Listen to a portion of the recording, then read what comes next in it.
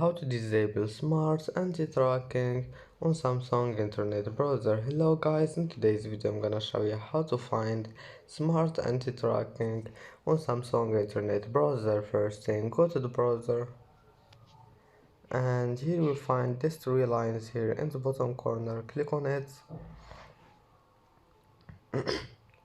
and then scroll down until you find this one, browsing privacy dashboard. Click on it and click this one, smart anti-tracking, and here you will find this one. Click never, and that's it. And that's it for today's video.